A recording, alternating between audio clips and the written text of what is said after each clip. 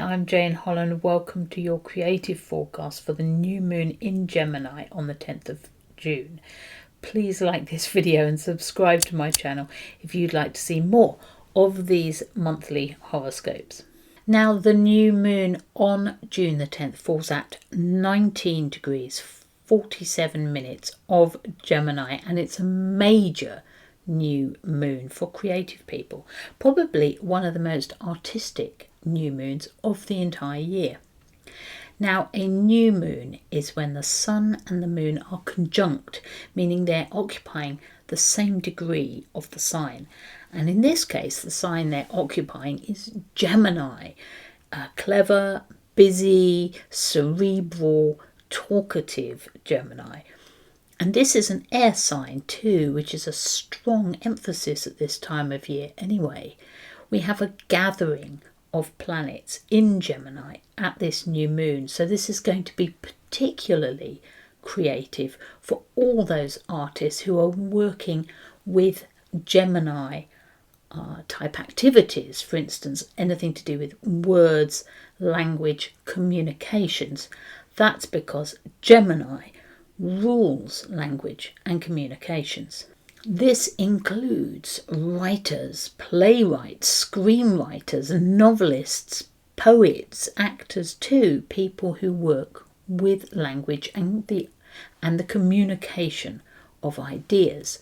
And because Gemini also rules movement and rhythm, especially small movements and day-to-day movements, this is also likely to be a new moon that affects creative artists in fields like dance, physical expression of any kind, and of course musicians.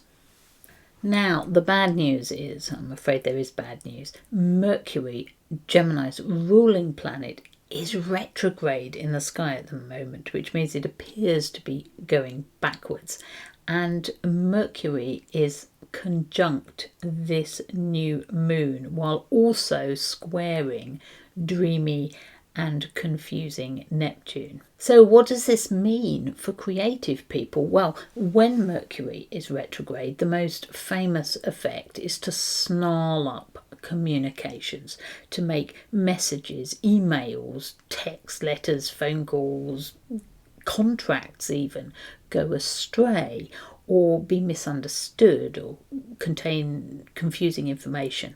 And with a square to Neptune, which always clouds the issue, this effect is likely to be sort of doubled up, especially in the sign of the heavenly twins. But beyond this general messiness of Mercury retrograde in Gemini, when we're all advised to hang on a few weeks until the planet of communications goes direct again before attempting to do anything even remotely important, there is a useful side for some people to Mercury retrograde. Yes, it's useful for those who work with words and language and with contracts and negotiations too, because Mercury retrograde asks us to look back at what we've arranged and agreed, to dot all the I's and cross all the T's. It asks us to revise and revisit, to cast fresh eyes back over something. So if you're a poet, a novelist, a screenwriter or playwright, Mercury retrograde is a perfect time to go back over what you've already written and to really make it shine, to do those little tweaks and edits that can really, pick out the jewels in what you've written. This is a time when mistakes in particular are going to leap out at you, so you can really get to grips with a text or even get to grips with a situation that you're facing with deeper understanding. And the square to Neptune, well, that square to Neptune is going to bring a deeply creative energy into the mix at this new moon. But there's an added complication. There's always an added complication, isn't there? Because at this new moon, there's also an annular solar eclipse. Now, a solar eclipse is when the moon passes between the Earth and the Sun, so obscuring our vision of the Sun from here on Earth. And this can bring a moment, albeit a brief one, and incomplete too in this case, because this is an annular solar eclipse, not a total solar eclipse, which means it's ring-shaped. But it brings a moment of darkness. And darkness is a time of uncertainty. We can't be sure of what we're looking at. We can't see clearly. Things are obscured for us at an eclipse. And coupled with a square to Neptune, which is already confusing things, this whole new moon scenario reminds me of a Middle English work of mysticism from back in the 14th century, which is all about prayer and our relationship with God. And this work is called The Cloud of Unknowing. Now, the cloud of unknowing describes the uncertainty we feel about a higher power and how we can communicate with something that we can't see and we can't be sure is even there.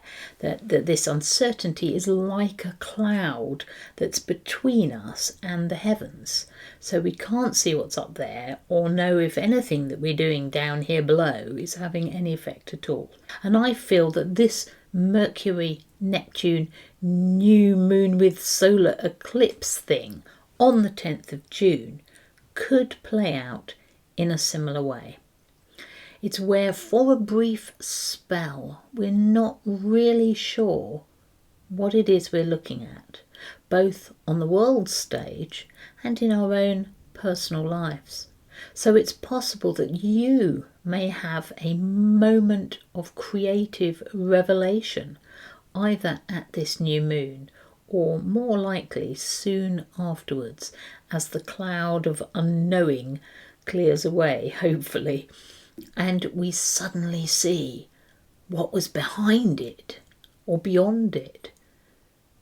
Now, for some of us, this could bring clarity to an artistic problem that we've been mulling over or considering or conflicted about.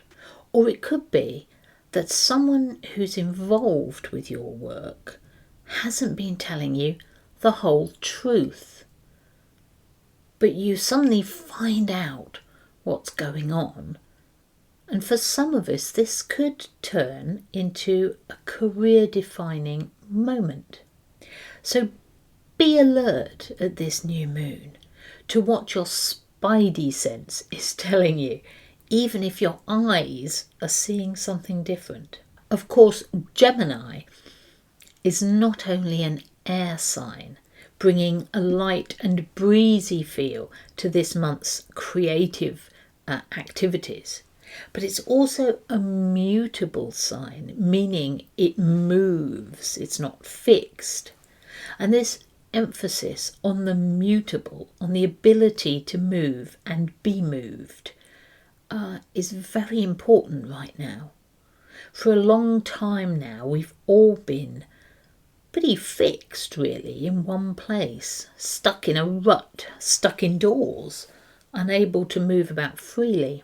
This new moon in June, see, I'm rhyming already, is all about feeling free to move about again, to get things moving, and coupled with this strong, flowing, watery emphasis at the moment too, there should be an influx of bright new ideas and exciting, emotionally engaged ideas too. Get your creative canoes out and start paddling with the current.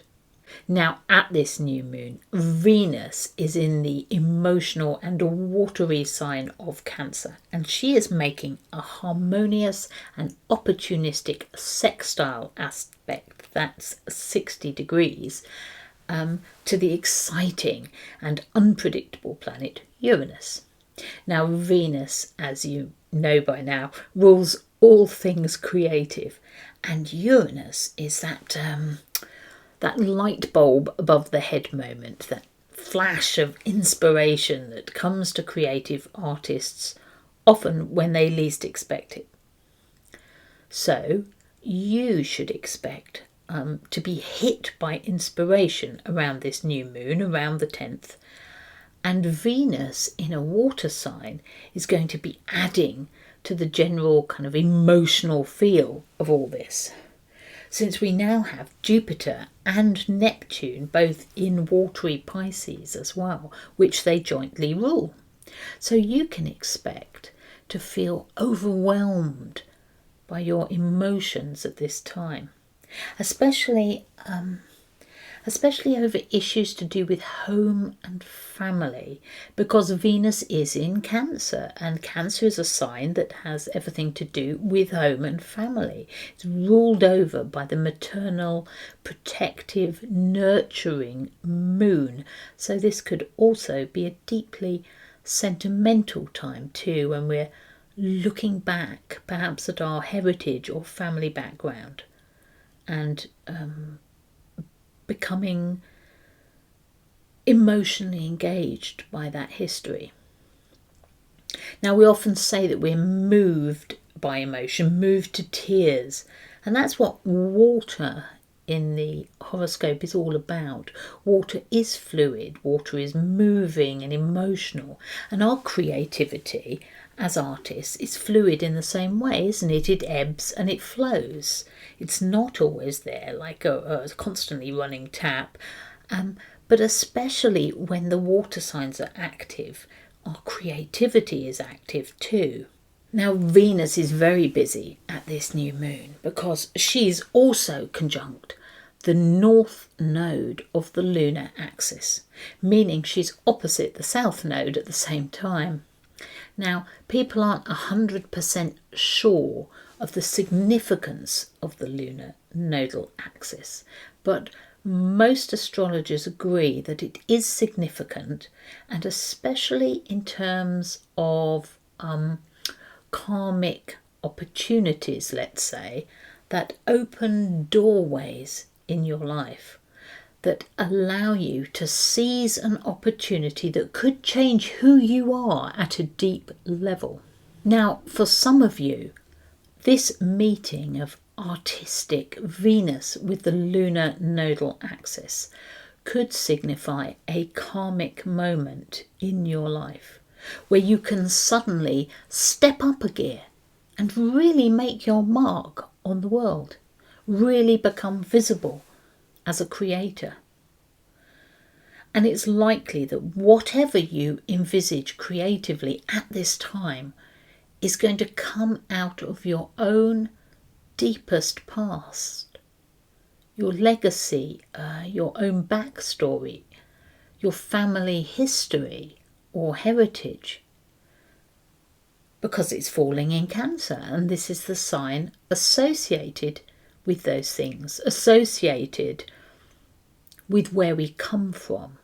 One of the most interesting complications, I suppose it is a complication, at this new moon is this ongoing and deeply problematic square between Saturn and Uranus, because it's about to become exact for the second time. Saturn is all about restriction, discipline, hardship and authority, and we've had plenty of that in the past couple of years, haven't we? More than we can stomach for some people. Uranus, on the other hand, is the planet of revolution, freedom, political zeal. Now, when authority and revolution clash, people take to the streets. repressive laws come into play, and sometimes they do so in a dangerous way. Now, this square between the two sort of titans of the zodiac has been threatening on and off all year. But this contact, this coming to exactitude, this square, is likely to provide an explosive moment of change to whatever happened back in February when it was last exact. It may be a reversal of what happened then, or a repetition. Now, this feels like a head versus physical needs moment, a time when we have to focus on earning a living again, getting money in, feeding people, hugging our loved ones, physical needs. But it could also be risky. We don't have to fixate on the political or social ramifications of this aspect, though, because we can use it as creative artists in our own work. Uranus is a wildly creative energy to try to harness. And Saturn, though it is the opposite of Uranus in many ways, is an excellent provider of structure, routine, discipline, all things that we need if we're going to succeed as creative artists. So you could be harnessing or channeling these more positive aspects of Saturn at the new moon. And you could be kicking off a vibrant and potentially revolutionary idea, but going about it in a well-structured and well-disciplined way, which means you could really get things done this month instead of letting yourself drift off on that Neptunian flow. And let's not forget that the new moon is always the best time of the month to start something new, to set a new creative intention. Stay open, stay flexible to these exciting or revolutionary ideas and things that are coming your way. And since Mars, go-getter Mars, is moving into the fire sign Leo the day after the eclipse, June the 11th, this could set a dramatic, inspirational spark to your creative bonfire, and hopefully bring some sunshine, for goodness sake, to warm up the world. So have a marvellous and deeply creative new moon this month. Remember, please like this video, subscribe to my channel if you would like to hear more of these monthly horoscopes. Thank you for listening. I look forward to speaking to you next time.